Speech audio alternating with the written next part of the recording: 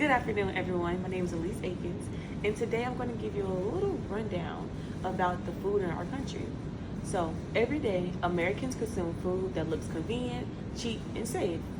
But lurking behind the beautiful packaging and compelling marketing, it is a dark reality.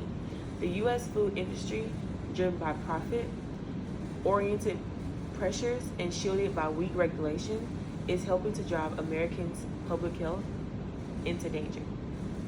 The nature of the ultra-processed foods, hazardous additives, and the absence of rigorous Food and Drug Administration, the FDA, oversight has created a toxic culture in which diabetes, obesity, and heart disease are expanding and expelling unchecked. One of the most common conditions are type 2 diabetes. It's highly likely linked to diet sustained by processed foods consumption, affecting over 37 million Americans per year. Out of every 10 people that you know, one might have diabetes. The striking statistic underscores the urgency to examine how food industry and regulatory failures together contribute to widespread public health. My claim today is that the U.S. food industry, through mass production and promotion of ultra-processed foods and the use of harmful additives, has helped forge a national public health crisis, and the FDA's ongoing inability or unwillingness to enforce strong regulation has allowed the crisis to escalate. To support this claim, I will first explore how ultra-processed foods dominate our food environment and their documented health impacts. Ultra-processed foods now dominate the U.S. diet, engineered for shelf life and convenience. They're high in sugar, fat, salt, and additives, and low in fiber and nutrients. You see them in supermarkets, fast food outlets, vending machines, and even schools. Researchers link these foods to serious health risks. A BMJ found strong associations with obesity and type 2 diabetes.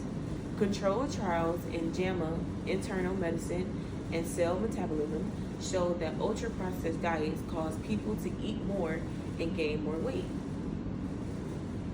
But the industry pushes these products relentlessly.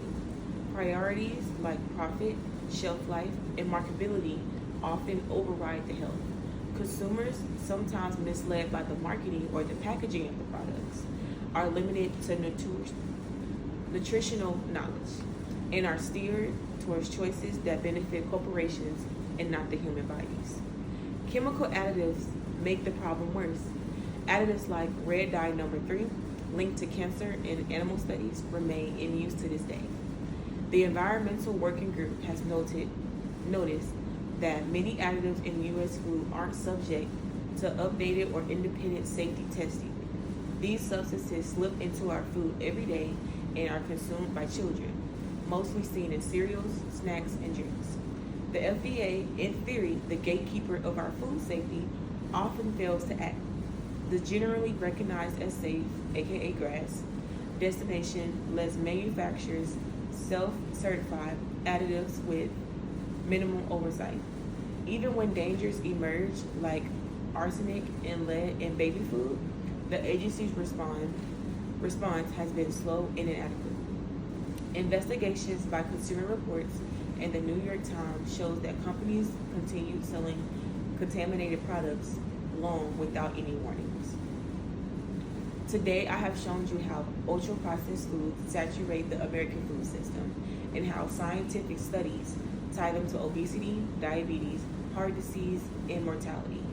I have revealed how unexamined additives and regulatory loopholes compounded by the FDA's reactive posture and institutional constraints permit harmful substances to persist our diets. Finally, I have exposed how the corporate power, through marketing, manipulation of science, lobbying, and reinforcing these systems to harm our bodies.